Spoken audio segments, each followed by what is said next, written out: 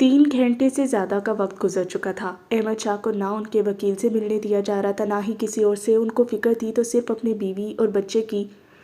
अहमद शाह एक मजबूत इंसान थे। वो अपने इमोशंस लोगों के सामने बाहर नहीं लाते थे। लोगों ने उन्हें हमेशा हंसते मुस्कुराते देखा था। उनका रवैया सबके साथ एक जैसा ही था। सब लोग उनकी बहुत इज्जत करते। वो अमीरों और गरीबों में फ़र्क नहीं करते थे। दरवाज़ा खुला। बाहर से एक बड़ी उम्र का शख्स अंदर दाखिल हुआ। काला कोट पहना था, हाथ में फाइलों का ढेर पकड़े सामने वाली कुर्सी पर बैठे। न्याजी साहब, क्या हुआ है? इन लोगों ने मुझे क्यों अरेस्ट किया है? अहमद शाह ने सवाल किया। कुछ देर उस कमरे में खामोशी रही। न्याजी साहब ने कोई जवाब नहीं दिया। उन्होंने फिर से अपना सवाल दोहराया। देखो अहमद, तुम मेरी बात आराम से सुनोगे। पहले मेरी पूरी बात सुनना, फिर रिएक्ट करना। न्याजी साहब पहेलियाँ क्यों भिजवा रहे हैं? बताए क्या हुआ है? अब उन्होंने उकताते हुए कहा था। तुम पर फ्रॉड का मुकदमा किया है। फ्रॉड? अहमद शाह पे जैसे किसी ने भारी पत्थर फेंका। उनको समझ नहीं आ रहा था कि वो क्या कह रहे हैं। न्याजी साहब, मेरा अल्लाह जानता है, मैंने आज तक जितना भी कमाया है हलाल का पैसा है। मैंने अपने बीवी बच्चों को कभी भी हराम का लुक्मा नहीं दिया। और सब मुझे जानते हैं। मैं कैसे फ्रॉड कर सकता हूँ? और मैंने किसके साथ फ्रॉड किया है? उन्होंने अपने मिजाज से ऊंचे लहजे में बात की थी। देखो, जिस ज़मीन की डील के लिए तुमने पैसे लिए थे, जिसके आज तुम ऑफिशियल पेपर्स उसके मालिक के हैंड ओवर करने वाले थे, उसी ज़मीन के 3-4 और भी दावेदार थे। जी बिल्कुल, ये चीज़ तो मेरे इल्म में है। अहमद शाह ने आगे से बात की तस्दीक की। क्योंकि वो ज़मीन शहर कोई बीचों बीच है तो वहाँ ये फ़ायदा है सबका।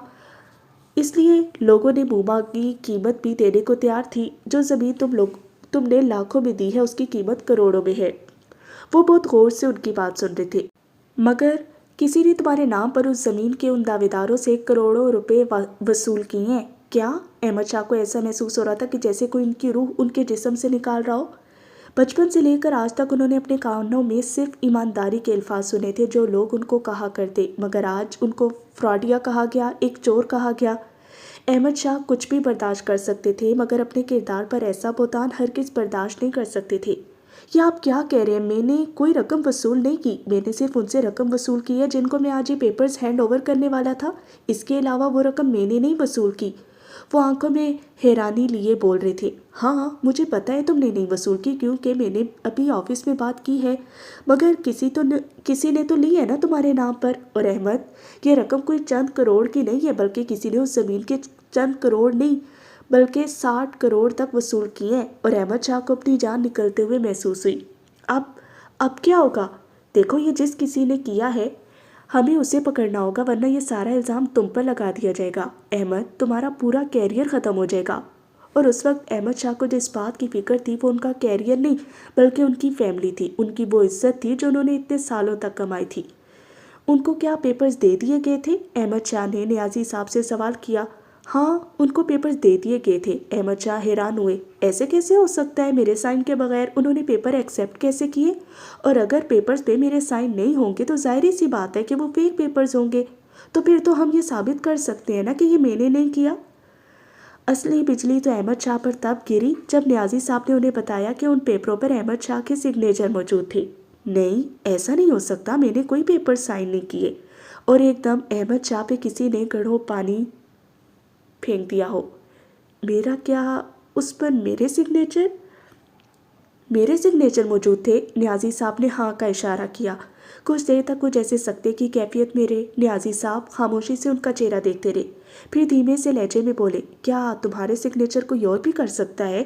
और अहमद शाह एक पल के लिए उनका चेहरा देखने लगे। उनका चेहरा सुर्ख पड़ा था। फिर उनके लबों से कुछ अल्फाज अदा हुए।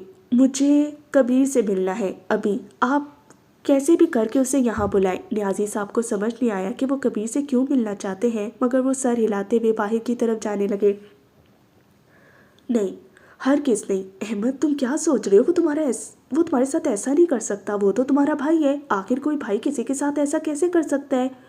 और यही सोचते हुए उनको उस कमरे में घुटन महसूस हो रही थी। चंद लम्हों में अहमद शाह को कबीर शाह के आने की इत्तला दे दी गई थी। वो वहीं उनका इंतज़ार करती रही। बुरहान कमरे में बैठा था। इतने में बाहर किसी गाड़ी के आने की आवाज़ आई। बुरहान को लगा कि शायद अहमद शाह आए हैं। وہ بے اختیار ڈرائنگ روم کی طرف بڑھا، مگر وہ نیازی صاحب تھے، سعدیہ بیگم کے ساتھ بات کر رہے تھے۔ آواز صحیح سے سنی جا سکتی تھی۔ سعدیہ بیٹا میری بات سنو تم۔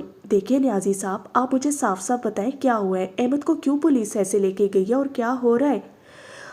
اسے جیل میں احمد سے ملنے کے لیے کبیر آیا تھا، احمد نے خود بلوایا تھا، کبیر اسے کیوں بلوایا تھا؟ کیا احمد کو چھڑوانے آیا تھا کہ احمد کو اس نے چھڑوا دیا؟ وہ بہت تجسس سے پوچھ رہی تھی۔ بیٹا مجھے کچھ باتیں سمجھ آئی ہیں جو میں تمہیں بتانا چاہتا ہوں، آگے مجھے کچھ نہیں پتا کہ ان دونوں کے درمیان کیا بات ہوئی ہے۔ میں جب اندر گیا تو میں نے جو احمد کی حالت دیکھی وہ میں نے آج سے پہلے کبھی نہیں دیکھی تھی۔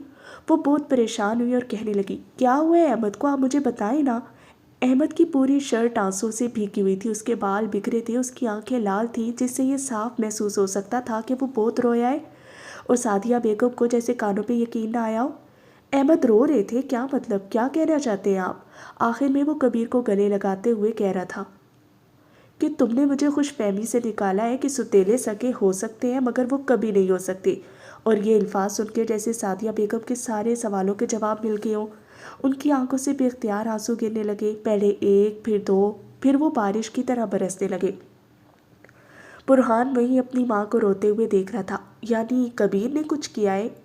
مجھے ایسا لگ رہا ہے کیونکہ احمد پر فراڈ کا الزام لگا ہے، اس نے لوگوں سے پیسے لے کر چوری کر لیے۔ نہیں، ایسا نہیں ہو سکتا، احمد ایسا نہیں کر سکتے، آپ تو احمد کو جانتے ہیں نا، وہ ایسے انسان تھوڑی ہے۔ میں جانتا ہوں بیٹا، مگر میں کیا کروں؟ اور احمد نے بولا ہے کہ جو 50% شیئرز اس کے نام ہیں وہ بھی میں کبیر کے نام ٹرانسفر کروا دوں۔ تو کروا دیں۔ وہ اتنی آسانی سے کہہ رہی تھی، اس بات پر نیازی صاحب حیران ہوئے۔ کیا مطلب ہے کروا دوں؟ 50% شیئرز پر حق احمد کا ہے، تمہارا ہے، برہان کا ہے، تم لوگوں کا حق وہ کیسے کھا سکتا ہے؟ اگر احمد نے کہا ہے تو ضرور کچھ سوچ سمجھ کے ہی کہا ہوگا۔ مجھے احمد پر اور احمد کی بات پر کبھی شک نہیں ہے، نہ کبھی ہوگا۔ انہوں نے کہا ہے تو آپ کروا دیں، ہمیں کوئی اعتراض نہیں۔ انہوں نے فیصلہ کن انداز میں کہا، آپ مجھے بتائیں آگے کیا کرنا ہے؟ سب سے پہلے تو تم جیل چل کے احمد سے ملو اور اس سے یہ ماننے سے روکو، کیونکہ اس نے یہ مان لیا ہے کہ یہ فراڈ اس نے کیا ہے۔ وہ حیران ہوئی، انہیں سمجھ نہیں آ رہا تھا کہ اب کیا ہوگا۔ تب تک میں ان لوگوں سے بات کرتا ہوں جن کے پیسے چوری ہوئے۔ نیازی صاحب جا چکے تھے، وہ وہیں اسی جگہ اسی صوفے پر بیٹھی رہی۔ برہان اپنی ماں کو روتے ہوئے دیکھ رہا تھا۔ برہان کو بہت رونا آیا۔ احمد میں آپ کے ساتھ ہوں، ہمیشہ آپ کے ساتھ رہوں گی، آپ کو کچھ نہیں ہوگا، کچھ بھی نہیں۔ اور اس وقت برہان کے دل سے رشتوں کا اعتبار ختم ہوا۔ اسے یہ سمجھ آیا تھا کہ مشکل کے وقت میں کوئی اپنا بھی آپ کا ساتھ نہیں دیتا، بلکہ کبھی کبھار تو اپنے ہی مصیبت کھڑے کر دیتے ہیں۔ وہ ننھا بچہ جو ابھی 12 سال کا تھا، اسے اتنی سی عمر میں زندگی نے بہت بڑے سبق سکھا دیے تھے۔ سعدیہ بیگم برہان کے کمرے میں گئی۔ میں جانتی ہوں میرا بچہ تم نہیں سو رہے۔ برہان ان کی یہ بات سن کر الجھ بیٹھا۔ وہ ان کے قریب آئی۔ برہان نے اپنا سر سعدیہ بیگم کی گود میں رکھا۔ امی میں جانتا ہوں یہ سب سچ نہیں ہے، بابا ایسا نہیں کر سکتے۔ سعدیہ بیگم اس کو سہلاتی رہی، اس کے سر میں انگلیاں چلاتی رہی۔ یعنی تم نے سن لیا ہے؟ جی میں نے سن لیا ہے سب کچھ۔ بیٹا کبھی کبھار آپ پہ پریشانیاں، آزمائشیں اس وجہ سے اللہ بھیجتا ہے تاکہ وہ ہمارا ٹیسٹ لے سکے، سرپرائز ٹیسٹ۔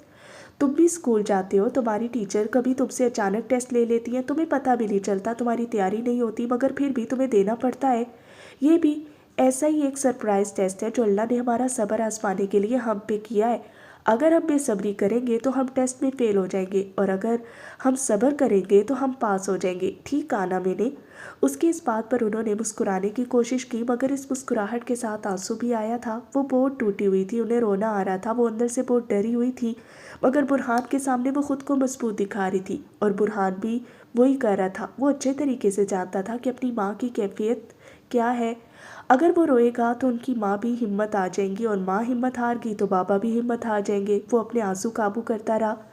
صبح ہم بابا سے ملنے جائیں گے اور بہت جلد بابا گھر واپس آ جائیں گے، پھر ہم لوگ کہیں دور گھومنے کے لیے جائیں گے، ٹھیک ہے؟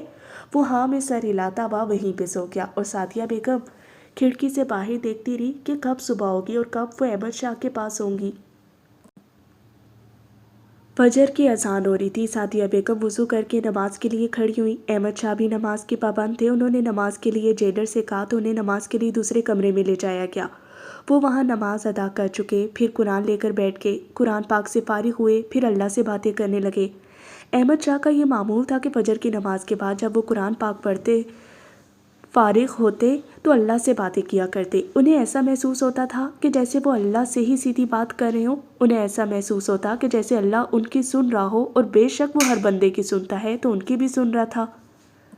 یا اللہ، یہ کیسی آزمائش میں تو نے مجھے ڈال دیا؟ میں تیرا نازک بندہ ہوں، میں نہیں یہ بوجھ سہ سکتا۔ تو جانتا ہے میں نے کسی کے لیے برا نہیں چاہا، مجھے نہیں سمجھ آ رہا میں کیا کروں۔ میرے اللہ مجھے راستہ دکھا، میرا صبر جواب دے دے گا۔ مجھے میرے اپنوں نے دھوکہ دیا، میرے اپنوں نے مجھے چھوڑ دیا۔ مجھے نہیں سمجھ آ رہا کہ مجھے کیا کرنا چاہیے۔ میرے اللہ مجھے راستہ دکھا۔ یا اللہ مجھے کچھ سمجھ نہیں آ رہا، میرا سر پھٹا جا رہا ہے، لگتا ہے میرا دل ٹوٹ چکا ہے۔ وہ یہ کہتے ہوئے بے اختیار رونے لگے۔ یا اللہ، میں یہاں پر ہوں، میری بیوی میرے بچے تیری امان میں، تو ان کی حفاظت فرما۔ اگر یہ آزمائش ہے تو اس آزمائش کو جلدی دور فرما۔ وہ بہت دیر تک ایسی ہی باتیں کرتے رہے اور دعائیں مانگتے رہے کہ پیچھے سے کسی نے آواز دی، سعدیہ صاحبہ آئی ہے۔ اور اس کی اس بات پر احمد شاہ بھی اختیار کھڑے ہوئے، قرآن پاک کو چوما اور جے نماز کو سمیٹا باہر کی طرف جانے لگے۔ انہیں اسی کمرے میں دوبارہ بٹھایا گیا۔ سامنے سے چادر میں لپٹا ایک وجود ان کی طرف بڑھ رہا تھا۔ بے اختیار ان کو دیکھ کر احمد شاہ اپنے حواس پر قابو نہ رکھ پائے اور جا کے انہیں گلے لگا لیا۔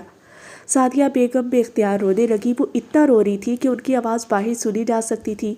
احمد، آپ ٹھیک ہے نا؟ احمد، آپ بے فکر رہیں، سب کچھ ٹھیک ہو جائے گا انشاءاللہ، اللہ پاک سب کچھ ٹھیک کر دیں گے۔ وہ انہیں تسلیاں دے رہی تھی۔ وہ جو ان کو دیکھ رہے تھے، پھر پیچھے دیکھا تو برہان اس کمرے کے دروازے پر کھڑا تھا۔ احمد شاہ نے آگے آنے کا اشارہ کیا تو وہ بے اختیار آگے بڑھا اور جا کے ان کے گلے لگ گیا۔ بابا، آپ جلدی آ جانا، میں آپ کو مس کر رہا ہوں۔ آپ جانتے ہیں نا میں آپ کے بغیر نہیں سوتا، کل بھی مجھے کافی دیر تک نیند نہیں آئی، پھر امی نے آ کے سلایا۔ میرا بچہ، میں بہت جلد آ جاؤں گا، وہ اسے پیار کرتے ہوئے بول رہے تھے۔ آپ کہاں سوئے؟ اس نے احمد شاہ سے سوال کیا تو احمد شاہ کچھ دیر خاموش رہے۔ سعدیہ بیگم سمجھ چکی تھی کہ احمد شاہ کل پوری رات سامنے پڑی پھٹی چٹائی پر سوئے تھے۔ وہاں پہ بہت سردی تھی، برابر میں ایک چادر بھی پڑی تھی جو اتنی ہلکی تھی کہ یہ سردی ہرگز برداشت نہ کر پاتی۔ بے اختیار اس نے اپنے منہ پر ہاتھ رکھا اور اپنے آنسو روکنے کی کوشش کی۔ احمد شاہ نے پہلے تو سعدیہ بیگم کو دیکھا، پھر برہان کی طرف متوجہ ہوئے۔ میرا بچہ، میں یہاں کرسی پر سویا تھا، تمہیں پتہ ہے مجھے بہت اچھی نیند آئی۔ کیا مطلب؟ آپ کو میرے بغیر نیند آ جاتی ہے؟ برہان نے منہ بنایا۔ تو اس بات پر احمد شاہ نے مسکراتے ہوئے جواب دیا، میں تو پوری رات اپنے بچے کو یاد کرتا رہا۔ اچھا آپ جلدی گھر چلے نا، میں آپ کو مس کر رہا ہوں، اس نے بہت معصومانہ انداز میں بولا تو احمد شاہ کا دل بھر آیا۔ اسے بہت سارا پیار کیا اور پھر باہر کی طرف جانے کا اشارہ کیا۔ وہ سمجھ چکا تھا کہ ان دونوں کو کچھ بات کرنی ہے۔ وہ اشارہ پاتے ہی باہر کی طرف جانے لگا۔ احمد، خدا کے لیے اس الزام کو نہ مانے، ہم کچھ کرتے ہیں، اب سب ٹھیک کر دیں گے، ہم ایک ساتھ ہوں گے تو ہم کچھ بھی کر سکتے ہیں، مگر یہ الزام اپنے کردار پر نہ پڑنے دیں۔ آپ ہمیشہ ایک ایماندار، ایک اچھے انسان ہیں، اور آپ یہ برداشت کیسے کر سکتے ہیں کہ کوئی آپ کو فراڈ یا بے ایمان کہے؟ وہ سعدیہ بیگم کی پوری بات سنتے رہے اور پھر بولے، یہ سب کبیر نے کیا ہے مجھ سے بدلہ لینے کے لیے، اس نے یہ جائیداد کے لیے کیا اور مجھے ہرانے کے لیے، اور آج دیکھو اس کو میں نے اپنی پوری جائیداد دے دی اور وہ جیت گیا۔ ایسا اسے لگتا ہے، مگر دنیا میں جیتنا اتنا ضروری نہیں ہے میرے لیے جتنا اللہ کی نظر میں جیتنا ہے، اور اس کی نظر میں ہمیشہ ہی اوپر رہوں گا کیونکہ میں نے حق کا ساتھ دیا ہے، سچ کا ساتھ دیا ہے۔ سعدیہ بیگم نے احمد شاہ کا ہاتھ زور سے پکڑا۔ احمد، میں آپ کے ساتھ ہوں ہمیشہ ہمیشہ، آپ کو کچھ بھی نہیں ہوگا، میں کچھ بھی ہونے نہیں دوں گی۔ سعدیہ بات سنو، وہ اب سنجیدہ انداز میں بولے۔ نیازی صاحب نے بات کی ہے، ان لوگوں نے میرے خلاف کمپلین کی تھی، جب وہ آپ واپس لینے کو تیار ہیں ان کو ان کی رقم واپس کر دو، لیکن میں اپنے 50% شیئرز کبیر کو دے چکا ہوں۔ ہمارا جو یہاں پہ بنگلو ہے ہمیں وہ بیچنا ہوگا، اس کے علاوہ ہم لوگوں نے جو فارم ہاؤس اور جو ترکی میں اور اٹلی میں گھر لیا ہے ہمیں وہ بھی بیچنا پڑے گا، مگر ان سب کو بیچنے کے باوجود بھی ہمارے پاس اتنی رقم نہیں ہو پائے گی کہ ہم ان کو وہ ادا کر سکیں، اور اگر ہم نے ان کو رقم ادا نہیں کی تو وہ سوال کرنے لگیں۔ نیازی صاحب کا بولنا ہے اگر رقم واپس نہ کی تو جرمانہ اس کے ساتھ 9 سال کی سزا ہوگی۔ 9 سال سنتے ہی جیسے سعدیہ بیگم پر کسی نے بجلی گرا دی ہو، وہ حیران رہ گئی۔ احمد، پاکستان میں بھی تو ہمارا گھر ہے، ہم وہ بھی بیچ دیتے ہیں، میرے پاس بھی کچھ سیونگ ہے اور میرے پاس بہت سارے ایکسپینسو چیزیں ہیں، مثال کے طور پر یہ میرے پاس زیور ہے، ایکسپینسو ڈریس، کچھ پینٹنگز جو بہت مہنگی ہے، ہم سب سیل کر دیتے ہیں، انشاءاللہ ہمارے پاس رقم ہو جائے گی۔ تم پاگل ہو؟ تم چاہتی ہو میں تمہارے زیور بیچ دوں، اور تمہاری یہ چیزیں جو تمہارے لیے قیمتی ہے وہ میں کیسے بیچ سکتا ہوں؟ وہ زور سے بول رہے تھے۔ احمد، اس وقت میرے لیے آپ قیمتی ہیں، آپ کے علاوہ کچھ نہیں، اور میں نے کہہ دیا ہے میں کر رہی ہوں، آپ آگے سے کچھ نہیں کریں گے۔ सादिया मैं ऐसा।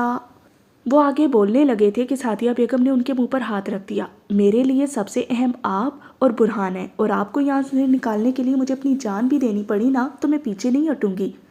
अहमद शाह बेख्तियार सादिया बेगम के गले लगे और कुछ देर तक वो वैसे ही उनको देखते रहे। दोपहर के 2 बज रहे थे, धूप सर पर थी। सादिया बेगम सिर्फ इन्हीं कोशिशों में थी कि कहीं से अहमद शाह पे लगा हुआ इल्ज़ाम हट जाए। न्याजी साहब आप बताएं आगे क्या करना है, वो न्याजी साहब के ऑफिस में बैठी उनसे पूछ रही थी। देखो सादिया ये बात छोटी नहीं है, कुछ लोगों को तो मैंने मना ली है, वो केस वापस लेने को तैयार है लेकिन कुछ नहीं मान रहे।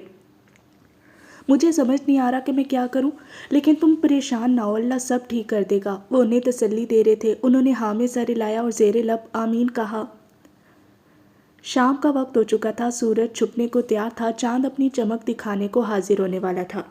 सादिया बेगम ने पूरी कोशिश की कि कहीं से वो पैसों का इंतज़ाम कर सकें। उन्होंने अपनी सारी चीज़ें और उनके पास जो भी ज़मीन वगैरह थी वो सब बेच दी, लेकिन फिर भी इतनी रकम नहीं हो रही थी जिससे वो अहमद शाह को छुड़वा सकती। सादिया बेटा वो लोग दुगनी रकम मांग रहे हैं, वो इसी सूरत में ही केस वापस लेंगे कि जब उनको दुगनी रकम दी जाएगी। और ये सुनते ही सादिया बेगम परेशान हो कि उन्हें समझ नहीं आ रहा था कि अब वो क्या करें।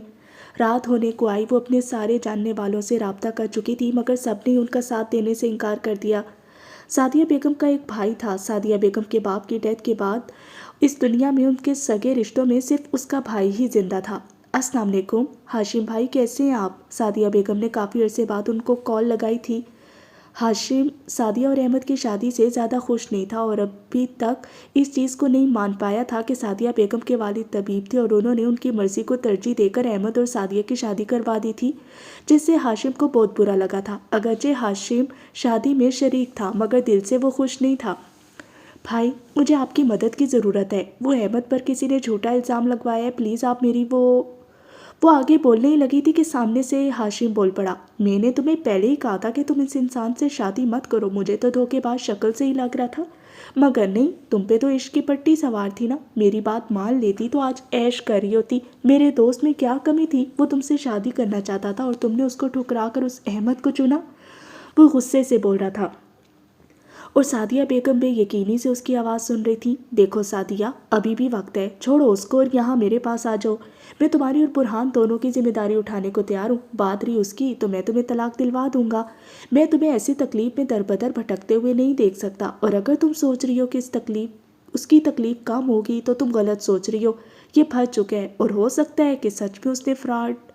वो आगे बोलने ही लगा था कि सादिया बेगम गुस्से से बोली, बस भाई आप उससे इंसान की बात कर रहे हैं जिसने मेरा कभी साथ नहीं छोड़ा, और आज जब उस पर बुरा वक्त आया तो आप चाहते हैं कि मैं उसको छोड़कर आपके पास आ जाऊं। सादिया बेगम के गले में आंसू का गोला अटका हुआ था। उन्होंने बहुत मुश्किल से आंसू जब्त किए थे। ये एक वफादार औरत की निशानी नहीं होती। अच्छे वक्त में सब आपका साथ देते हैं और बुरे वक्त में अपने भी साथ छोड़ के चले जाते हैं। और बात रही अहमद के उस फ्रॉड की, तो चाहे मुझे कुछ भी करना पड़े मैं उनको यहाँ से बाहर निकालूंगी। मैंने उनसे मोहब्बत की है। मोहब्बत ये नहीं होती साथ छोड़ देना, यकीन ना करना, अपने लिए बेहतर रास्ता चुन लेना, बल्कि मोहब्बत ये होती है कि हमेशा उसका साथ देना। अगर वो गलत है तो उसे सही रास्ता दिखाना, और अगर वो सही है तो उस रास्ते में उसका हाथ थाम कर चलना। वो चुपचाप सादिया बेगम की बात सुन रहा था। आपको पता है मैं और अहमद जब भी बाहर साथ जाते थे तो मैं उनके पीछे चलती तो वो मेरा हाथ थाम कर मुझे अपने साथ चलने को कहते। उनकी आंखों में आंसू आ रहे थे। वो बहुत मुश्किल से अपने अल्फाज अदा कर रही थी। मैंने उनसे पूछा कि वो ऐसा क्यों करते हैं। आप जानते हैं भाई उन्होंने क्या कहा?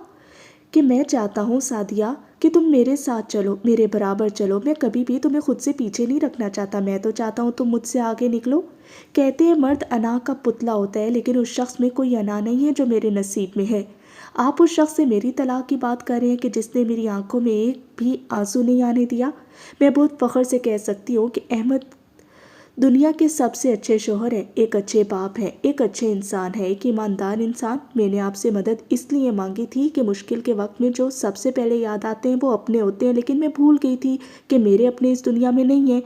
माफ़ कीजिएगा अगर मैंने आपको तकलीफ़ दी। वो ये कहकर फ़ोन रख चुकी थी। उस रात सादिया बेगम को बहुत तकलीफ़ हुई।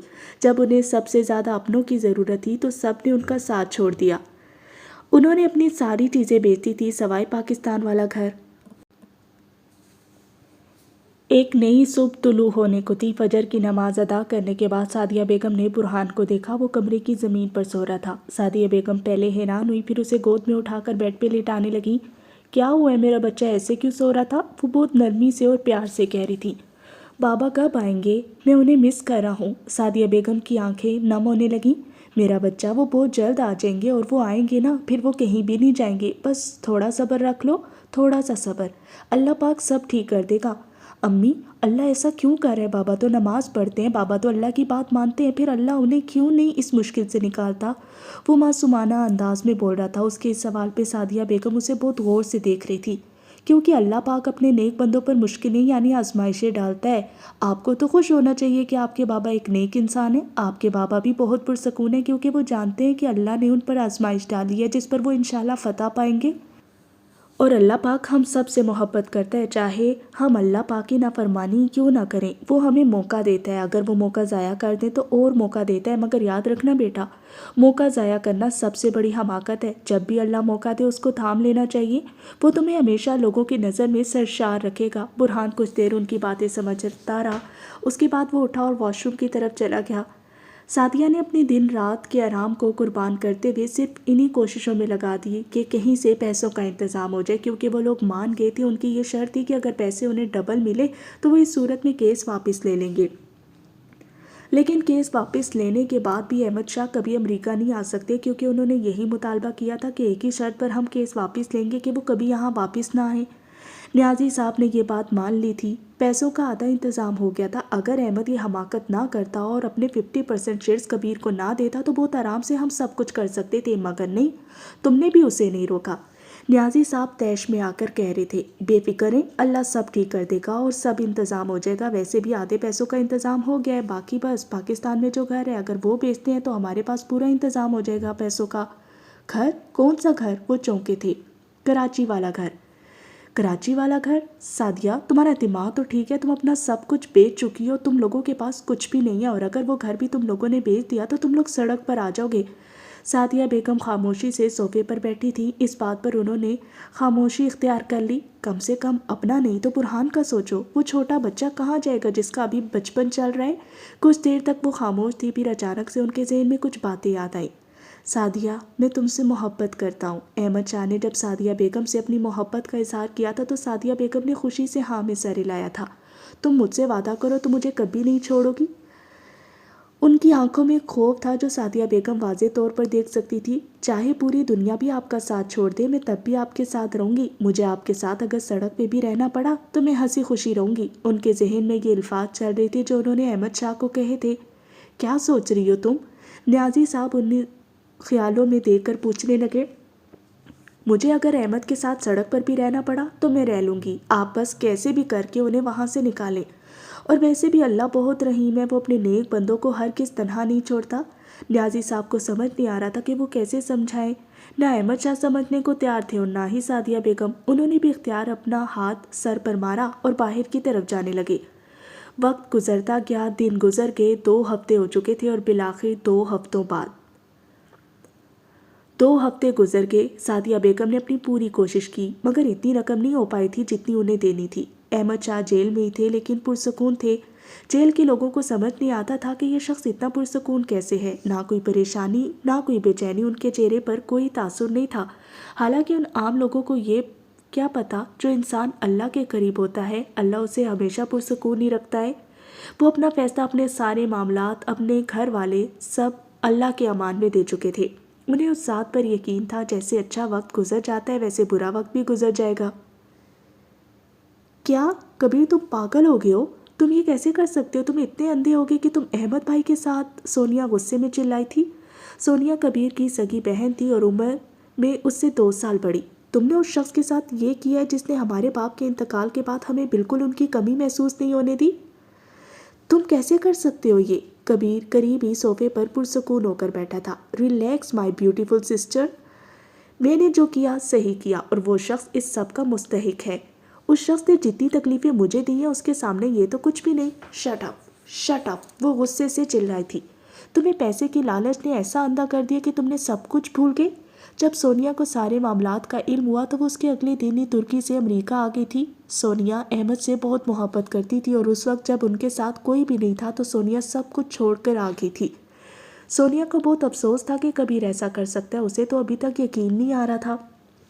کہاں جا رہی ہو تم؟ کبیر پیچھے سے بولا تھا جب سونیا دروازے کی طرف بڑھنے لگی۔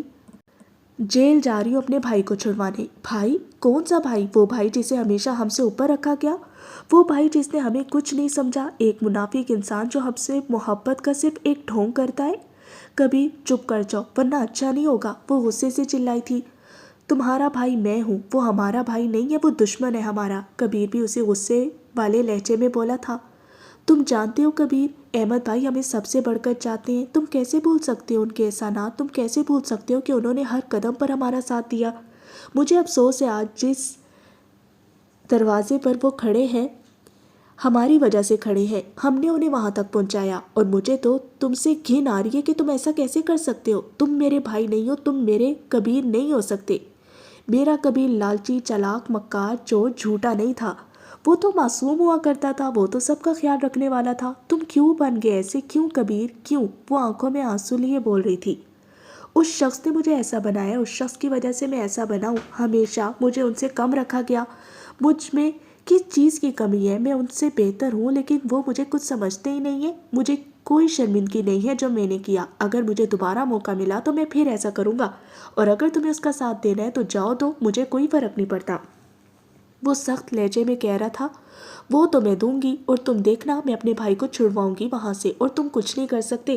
وہ چیلنجنگ انداز میں بولتے ہوئے باہر چلی گئی۔ بھابھی آپ فکر نہ کریں، بھائی کو میں باہر لے آؤں گی۔ سونیا سعدیہ بیگم کے گھر آئی تھی۔ آپ نے مجھے کیوں نہیں بتایا؟ مجھے پہلے بتا دیتی تو میں پہلے آ جاتی، سونیا شکوہ کر رہی تھی۔ تمہارے بھائی نے منع کیا تھا، وہ تمہیں پریشان نہیں کرنا چاہتے۔ پریشان؟ اور بھائی؟ وہ مسکراتے ہوئے کہہ رہی تھی۔ بھائی کبھی ہمیں پریشان نہیں کر سکتے، انہوں نے تو ہماری پریشانیوں کو اپنی پریشانیاں سمجھی ہیں، ہماری خواہشوں کو اپنی خواہشیں سمجھی۔ مجھے افسوس ہے جب انہیں سب سے زیادہ اپنوں کی ضرورت ہے اس وقت سب نے ان کا ساتھ چھوڑ دیا۔ وہ اپنی آنکھیں صاف کرتے ہوئے سعدیہ بیگم کے گلے لگی تھی۔ اتنے میں ہی برہان ڈرائنگ روم میں داخل ہوا۔ میرا بچہ آ گیا، سونیا بہت پیار سے برہان کو دیکھ کر بولی۔ برہان بھی سونیا سے بہت محبت کرتا تھا، وہ زور سے جا کر سونیا کے گلے لگا۔ پھپھو بابا کو لے آئے، میں بہت مس کر رہا ہوں ان کو۔ امی روز کہتی ہیں کہ وہ آ جائیں گے مگر وہ کیوں نہیں آ رہے، پلیز ان کو لے آئیں۔ یہ سنتے ہی سعدیہ بیگم کی آنکھیں نم ہوئی۔ میں تم سے وعدہ کرتی ہوں میں انہیں لے آؤں گی، بے فکر رہو تم۔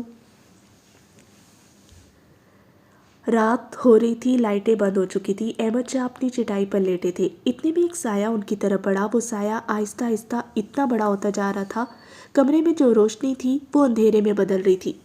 احمد شاہ نے اٹھ کر ایک نظر سامنے آتے سائے کو دیکھا اور اگلی لمحے ان کے چہرے پر ایک خوشگوار مسکراہٹ ابھری۔ آؤ میری گڑیا، وہ یہ کہہ کر چٹائی سے اٹھے اور جا کر اس کے گلے لگ گئے۔ بھائی مجھے آپ سے شکایت ہے، آپ نے مجھے اپنا نہیں سمجھا، آپ اتنی بڑی پریشانی میں ہیں مگر آپ نے مجھے ایک بار بھی نہیں بتایا۔ سونیا افسوس سے کہہ رہی تھی۔ میں ٹھیک ہوں، دیکھو مجھے کچھ بھی نہیں ہوا، اور میں بلا وجہ تمہیں پریشان نہیں کرنا چاہتا تھا، اس وجہ سے میں نے تمہیں نہیں بتایا۔ پریشان؟ بھائی کیا آپ مجھے اپنا نہیں سمجھتے؟ وہ سوال کر رہی تھی۔ اس سوال پہ احمد شاہ نے گہری سانس خارج کی۔ اس دنیا میں مجھے جن پر بھروسہ تھا ان لوگوں نے مجھے دھوکہ دیا ہے، چند لوگ ہیں جو میرے لیے ابھی تک کھڑے ہوئے ہیں، ان میں میری گڑیا تم بھی ہو۔ کل پیر ہے، کورٹ میں جانا ہے اور آپ وہاں جا کر سب سچ بتائیں گے، آپ کا کوئی تعلق نہیں ہے اس کیس سے، اور آپ کو جس نے پھنسایا ہے آپ اس کا بھی نام لیں گے۔ وہ بہت سنجیدہ ہو کر کہہ رہی تھی۔ میں ایسا نہیں کر سکتا، میں اسے نہیں مشکل میں ڈال سکتا۔ کیوں بھائی، آپ اسے کیوں بچانا چاہتے ہیں، اس کمزور انسان کو؟ ہمارے پیارے نبی حضرت محمد صلی اللہ علیہ وسلم پر جن لوگوں نے ظلم کی کتنی تکلیفیں تھیں، ان کا پورا جسم مبارک لہو لہان کر دیا، اور جس وقت اللہ نے ان کو یہ اختیار دیا تھا کہ وہ سب کو سزا دی، وہ سارے ظالم ان کی نظروں کے سامنے تھے جنہوں نے ان پر ظلم کے پہاڑ توڑے تھے۔ اس وقت انہوں نے کیا کیا تھا بتاؤ مجھے؟ وہ مسکرائے تھے اور پھر بولے، انہوں نے اس وقت سب کو معاف کر دیا، اور تم جانتی ہو وہ کافر، وہ ظالم لوگ یہ فیصلہ سن کر حیران رہ گئے تھے، اور پھر یک زبان ہو کر سب نے کلمہ پڑھا تھا اور مسلمان ہو گئے۔ اب تم خود بتاؤ، بدلہ لینا زیادہ اچھا تھا یا پھر ان لوگوں کو راہ راست پر لانا؟ کبیر کو مجھ سے بہت ساری شکایتیں ہیں لیکن وہ بدلے گا، اللہ اس کو ہدایت ضرور دے گا، مجھے میرے اللہ پر بھروسہ ہے۔ اور تم فکر مت کرو، میں نے نیازی صاحب اور سعدیہ سے بات کر لی ہے، پیسوں کا انتظام ہو جائے گا اور میں یہاں سے نکل جاؤں گا، اور اگر نہیں بھی نکلا تو میں اللہ کا شکر ادا کروں گا اس بات کے لیے کہ اللہ نے مجھے لوگوں کی حقیقت دکھائی۔ اللہ نے مجھے دکھایا کہ کون میرا اپنا ہے اور کون میرا اپنا نہیں۔ اور سونیا ایک پل کے لیے لاجواب ہوگی۔ بھائی، بابا کہا کرتے تھے کہ میرے سب بچوں میں احمد سب سے مختلف ہے۔ میں سوچا کرتی تھی ایسا کیا ہے آپ میں کہ بابا یہ کہتے ہیں۔ آج سمجھ آیا کہ وہ یہ کیوں کہا کرتے تھے۔ لیکن بھائی، انسان کو اتنا بھی چلاک نہیں ہونا چاہیے کہ لوگ اس سے نفرت کرنا شروع کر دیں، اور انسان کو اتنا بھی معصوم نہیں ہونا چاہیے کہ لوگ اسے کچا کھا جائیں۔ اور اس کی اس بات پر احمد شاہ مسکرائے تھے۔ سونیا کچھ دیر وہی بیٹھی ان سے باتیں کرنے کے بعد گلے لگا کے باہر کی طرف جانے لگی تھی کہ احمد شاہ نے اسے آواز دی، سعدیہ اور برہان کا خیال رکھنا۔ بے فکر ہے بھائی، اس بات کی ضرورت نہیں پڑے گی، انشاءاللہ آپ کل ہی گھر واپس آ جائیں گے۔ وہ پر امید تھی، اس کے لہجے میں ایک یقین تھا، ایک بھروسہ تھا۔ صبح ہو چکی تھی، سعدیہ بیگم کورٹ جانے کو تیار تھی۔ سونیا سعدیہ بیگم کے ساتھ ان کے گھر ہی رکی تھی جب انہیں اس چیز کا علم ہوا کہ سعدیہ بیگم یہ گھر بیچ چکی ہے۔ بھابھی، آپ نے یہ گھر بیچ دیا ہے؟ وہ حیران ہوئی۔ ان کے چہرے پر غمگین مسکراہٹ تھی۔ آپ ایسا کچھ مت کریں، آپ ان سے بات کریں اور یہ گھر واپس لیں، میں پیسے دے دوں گی۔ نہیں، مجھے اچھا نہیں لگے گا سونیا، میں جانتی ہوں تم احمد سے بہت محبت کرتی ہو، لیکن جتنی کوشش میں کر سکتی ہوں مجھے کرنے دو، ورنہ میرے سینے پر ایک بوجھ ہمیشہ رہے گا کہ میں اپنے آخری دم تک ان کے لیے کوشش نہ کر پائی۔ سونیا چپ ہوگی۔ ہیلو، ہم پہنچنے والے ہیں، سب کو ان کے پیسے دے دیے گئے ہیں سوائے دو لوگوں کے۔ آپ بے فکر ہیں، میں نے انتظام کر لیے ہیں، ان کو بولیں کہ مجھ سے کانٹیکٹ کریں، میں ان کو پیسے دے دوں گی، اور کہیں کہ اپنا کیس واپس لیں اور احمد بھائی کو جیل سے باہر نکالیں آپ۔ سونیا گاڑی میں بیٹھتے ہوئے نیازی صاحب سے بات کر رہی تھی۔ سونیا، تم ہماری وجہ سے پریشان؟ وہ آگے بولنے لگی تھی کہ سونیا نے ہاتھ دکھا کر ان کو چپ کروایا۔ بھابھی، مجھے آپ سے اور احمد بھائی سے ویسے بھی بہت شکایتیں ہیں، اس مشکل وقت میں آپ لوگوں نے مجھے پرایا کر دیا۔ اب میں جو کر رہی ہوں مجھے کرنے دے، مجھے ہرگز کوئی نہ روکے، وہ سنجیدہ ہو کر کہہ رہی تھی۔ گاڑی چل رہی تھی، وہ پہنچنے ہی والے تھے کہ اچانک سے سونیا کا فون بجا۔ واٹ؟ کیسے؟ سونیا کے یوں اچانک گاڑی روکنے سے سعدیہ بیگم بھی پریشان ہوئی۔ کیا ہوا ہے؟ ایسا نہیں ہو سکتا۔ سعدیہ بیگم پریشان تھی اور سونیا نے اچانک اپنا ہاتھ زور سے کھڑکی پر مارا۔ سونیا، کیا ہوا ہے؟ سعدیہ بیگم پریشان تھی۔ نہیں بھابھی، کچھ نہیں، میں آپ کو کورٹ کے باہر اتارتی ہوں، مجھے کہیں ارجنٹلی باہر جانا ہے۔ مجھے پریشانی ہو رہی ہے سونیا، مجھے بتاؤ کیا ہوا ہے۔ بھابھی، میں آپ کو بعد میں سب کچھ بتا دوں گی، یہ کہتی سونیا نے گاڑی آگے کی طرف بھگائی۔ ہیلو، مجھے اس سے ملنا ہے ابھی۔ سعدیہ بیگم سن سکتی تھی کہ سونیا نے کسی کو فون پر ملنے کے لیے بلایا ہے۔ گاڑی کورٹ کے باہر رک چکی تھی۔ سونیا کے چہرے پر واضح پریشانی نظر آ رہی تھی، لیکن اس کی پریشانی کی وجہ سعدیہ بیگم جاننے سے قاصر تھی۔ بھابھی، آپ اندر جائیں، میں بس تھوڑی دیر میں آ جاؤں گی۔ یہ کہتے ہی سونیا نے گاڑی آگے کی طرف بھگا دی، اور وہ جو اس کو جاتے ہوئے دیکھ رہی تھی اچانک سے سامنے آتی ہوئی ایک سفید کلر کی گاڑی پر نظر پڑی۔ لمبے قد والا، بھورے بال، کالی گہری آنکھوں والا شخص بلیک کلر کا کوٹ ٹائی کے ساتھ باندھ کر ان کی طرف بڑھ رہا تھا۔ السلام علیکم بھابھی، کیسی ہیں آپ؟ کبیر ان کے قریب آتے ہوئے بولنے لگا۔ وعلیکم السلام، اللہ پاک کا شکر ہے، بالکل ٹھیک۔ بھابھی، مجھے آپ میں یہی بات اچھی لگتی ہے کہ آپ ہر بات میں شکر ادا کرتی ہے، چاہے وقت اچھا چل رہا ہو یا برا۔ یہ سنتے ہی سعدیہ بیگم طنزیہ مسکرائی۔ کیا تم نے کبیر یہ نہیں سنا، وقت ایک جیسا نہیں رہتا، آج برا وقت ہے تو کل اچھا وقت بھی آ جائے گا۔ وقت ایک ایسا کھیل ہے جو کبھی بھی پلٹ سکتا ہے۔ سعدیہ بیگم کے چہرے پر مسکراہٹ سجی تھی۔ اچھا وقت تب آئے گا جب میں آنے دوں گا نا۔ وہ ان کے قریب آ کر کان میں سرگوشی کرنے لگا، مگر سعدیہ بیگم کے چہرے پر وہی مسکراہٹ تھی۔ وہ گھور کر آگے بڑھ گیا۔ کورٹ کے اندر سب بیٹھے تھے، سب لوگ جج کے انتظار میں تھے، اور وہ جس کی آنکھیں اس انسان کو دیکھنے کے لیے ترس رہی تھی جس سے وہ دنیا میں سب سے زیادہ محبت کرتی تھی۔ وقت گزر رہا تھا، دل کی دھڑکنیں تیز ہو رہی تھی، اللہ پر یقین بھی تھا اور ایک ڈر بھی۔ سعدیہ بیگم بہت پریشان تھی، مگر زیر لب صرف اللہ سے ہی دعا مانگ رہی تھی۔ اتنے میں کسی نے پیچھے سے زور سے آواز دی، مجرم سید احمد شاہ آ رہے ہیں۔ اور جیسے ہی ان کے کانوں میں مجرم کی آوازیں، جیسے کسی نے ان کے دل میں خنجر ڈال دیا ہو، ایسی تکلیف محسوس ہو رہی تھی۔ اچانک سے ان کی آنکھیں نم ہونے لگیں، پیچھے دیکھنے کی ہمت نہیں تھی، اس انسان کو دیکھنے کی ہمت نہیں تھی جس کو ہمیشہ لوگ عزت سے مخاطب کیا کرتے۔ آج اس شخص کے نام سے پہلے مجرم لگایا جا رہا تھا۔ سامنے بیٹھے اس شخص کی وجہ سے جو نفرت میں اتنا اندھا ہو گیا کہ اپنے بھائی کو ہی تباہ کرنے چلا ہے۔ अहमद शाह कोर्ट में दाखिल हुए। सबसे पहली नज़र कबीर शाह पर पड़ी, जो इतने भरोसे से बैठा था कि जैसे आज तो फांसी की सजाई सुनवा कर वापिस जाएगा। मगर अहमद शाह ने मुस्कुरा कर उसकी तरफ देखा। उसकी मुस्कुराहट पर कबीर को जैसे किसी ने आग ही लगा दी हो। वो आगे बढ़ने लगा तो सादिया बेगम सामने बैठी हुई थी, नज़रें झुकी हुई, या शायद नज़रें उठाकर उस इंसान को देखने की हिम्मत नहीं थी जो उनकी हिम्मत था। अहमद शाह ने उनकी तरफ देखते हुए ज़ेरे लब कहा, मेरी तरफ देखो सादिया, मैं तुम्हें देखना चाहता हूँ। मैंने तुम्हें कितने दिनों से नहीं देखा, मेरी आंखें तरस रही हैं तुम्हारी आंखों को देखने के लिए। वो ये सब ज़ेरे लब कह रहे थे, ना कोई सुन सकता था और ना ही किसी को आवाज़ सुनाई दी थी। मगर सामने बैठी वो औरत जिससे उनका शायद रूह का ताल्लुक था, अचानक से आंखें उठाकर सामने खड़े उस शख्स को देखने लगी। अहमद शाह मुस्कुराए। सादिया बेगम की आंखें नम हुई। सादिया बेगम की आंखों में तकलीफ थी, एक पैगाम था, जैसे वो कहना चाह रही हो कि अहमद वापस आ जाए, बस मेरे पास आ जाए, फिर मैं आपको कहीं नहीं जाने दूंगी। अहमद शाह ने अपने पलकें झुकाकर फिर ऊपर उठाई, उन्हें तसल्ली दे रहे थे, उन्हें संभाल रहे थे। अचानक से सादिया बेगम ने अपने आंसू साफ किए, जैसे कि उन्हें एहसास हो गया ये आंसू अहमद शाह को तकलीफ दे रहे हैं। वो अपनी हिम्मत हार रहे हैं। मुझे उनकी हिम्मत बढ़ना है, ना कि उनकी हिम्मत ख़त्म करनी है। कबीर शाह के चेहरे पर एक फातिहाना मुस्कुराहट सजी थी, जैसे कि वो पहले से ही जानता है कि आगाज़ से पहले ही इख्तिताम होने वाला हो। जज हाजिर हो चुके थे, सब लोग उनके एहतराम में खड़े थे। न्याजी साहब आगे बढ़े। जज साहब, अहमद शाह पर जो इल्ज़ाम लगाए गए हैं वो सरासर बेबुनियाद है। उन्होंने ऐसा कुछ नहीं किया। जिन लोगों के पैसे डूबे हैं, हम उन्हें पैसे देने को तैयार हैं। उनमें से काफ़ी लोगों ने केस वापस लेने की बात कर ली है और ये रहे वो पेपर्स। कुछ पेपर्स उनकी तरफ बढ़ाए जो जज साहब ने थाम लिए। उन्होंने केस वापस ले लिया। तो मेरी कोर्ट से दरख्वास्त है कि अहमद शाह को रिहा किया जाए। अभी वो बोल ही रहे थे कि दूसरा वकील खड़ा हुआ। जज साहब, न्याजी साहब ने तो खुद ही फैसला सुना दिए, किसको रिहा करना है, कैसे करना है, सब कुछ। तो फिर इस कार्रवाई का क्या फ़ायदा। लेकिन मैं अपने काबिल दोस्त को एक बात बताना चाहता हूँ।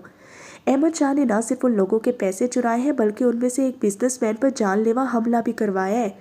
ये अल्फाज जैसे ही कोर्ट में गूंजे, अचानक से मौत का सन्नाटा छा गया। सादिया बेगम की आंखें तो हैरानी से फटी की फटी रह गईं और अहमद शाह को ऐसा महसूस हुआ जैसे किसी ने उनके सर पर गर्म उबलता हुआ तेल डाल दिया हो। उन्होंने यह मुतालबा किया था कि जितने उन्होंने पैसे दिए हैं उन्हें डबल चाहिए, जिस बात पर अहमद शाह ने इनकार कर दिया, मगर वो बुज़दिल थे।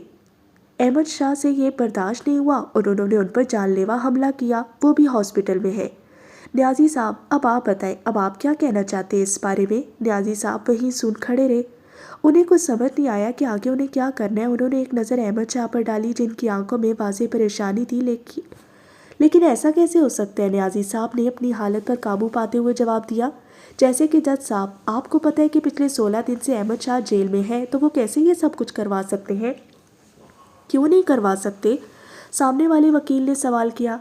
जज साहब, किसी को मना नहीं था उनसे मिलने के लिए। हो सकता है उन्होंने किसी को कहा और उन्होंने ये कर दिया हो। आप कहना क्या चाहते हैं, साहब कहें। सामने वकील को जज साहब ने वाज़ेह बात करने को कहा। जज साहब, मेरा मतलब ये है कि कोई भी ये कर सकता है, मिसाल के तौर पे उनकी बीवी। और उसी वक्त सबकी नज़रें सादिया बेगम पर टिकी, मगर वो उन्हें नहीं देख रहे थे। उनकी नज़र अब कबीर शाह पर थी। उनको देखते हुए वो सोच रहे थे, अभी तक बात मुझ पर थी इसलिए मैं चुप था, मगर अब बात मेरी बीवी पर आ रही है, और अगर मेरी बीवी पर किसी ने उंगली उठाई या कुछ भी किया तो मैं किसी को नहीं छोड़ूंगा। वो इतने गुस्से भरी नज़रों से कबीर को देख रहे थे जैसे कभी ना देखा हो। आपका दिमाग दुरुस्त है, आप किस तरह की बातें कर रहे हैं। बिलाखिर अहमद शाह बोले, हमारा दिमाग दुरुस्त है। आप खुद को बहुत स्मार्ट समझते हैं। आपको लगा कि आप बच जाएंगे इन सब से, लेकिन आप नहीं बच पाएंगे। वकील साहब आवाज़ बुलंद कह रहे थे और कबीर शाह के चेहरे पर मुस्कुराहट थी। और ये मुस्कुराहट तो उस वक्त हमें, जिस वक्त पीछे से किसी के आने की आवाज़ आई। सब लोग पीछे मुड़े। अचानक से कबीर शाह को अपनी सांस रुकती हुई महसूस हो रही थी। वो फटी फटी आंखों से सामने आते हुए शख्स को देख रहा था। वो शख्स लंबे लंबे कदम भर कर आगे आ रहा था और उस शख्स के पीछे सोनिया भी आ रही थी। वो शख्स चलते चलते आगे बैठ गया। सोनिया ने आगे चलते हुए कबीर शाह के कान में सरगोशी की, तुम जितने भी शातिर बन जाओ, तुम ये भूल जाते हो कि मैं तुम्हारी बहन हूँ और तुमसे बड़ी हूँ। ये कहकर एक मुस्कुराहट उसकी तरफ पास करके आगे बढ़ने लगी। भाभी, आप फिक्र मत करें, सब ठीक हो जाएगा। वो सादिया बेगम के बराबर में आकर हाथ थाम कर बोल रही थी। जज साहब, ये वही शख्स हैं जिन पर मेरे काबिले दोस्त ने ये कहा है कि अहमद शाह ने इन पर कातलाना हमला करवाया है। तो हम इनसे खुद पूछ लेते हैं कि इनके साथ क्या हुआ है और अगर इन पर हमला करवाया है तो किसने करवाया है।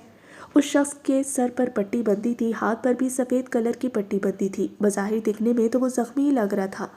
पुलिस के 2 एहलकारों ने उसको सहारा देकर जज के सामने पेश किया। न्याजी साहब आगे बढ़े और शख्स को बोलने लगे। जी मिस्टर मार्क, आप बताएं ये सब आपके साथ कैसे हुआ और किसने किया।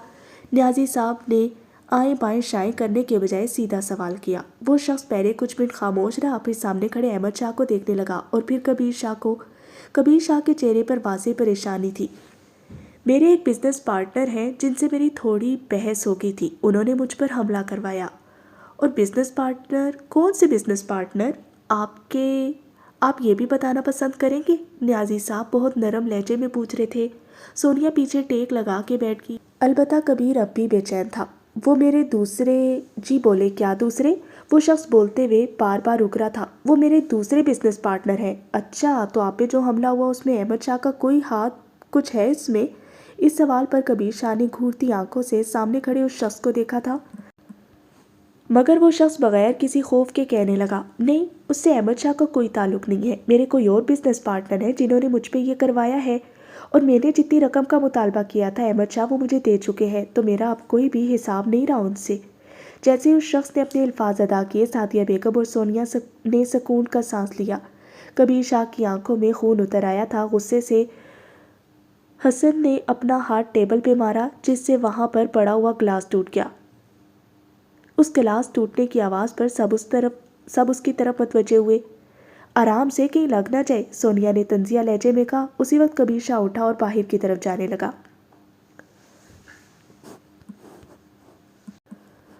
कोर्ट पे खड़ा वो शख्स बाहर जाते उस शख्स को देख रहा था जो भले उसका सुतेला भाई हो, मगर सगों से बढ़कर मोहब्बत की थी उसने।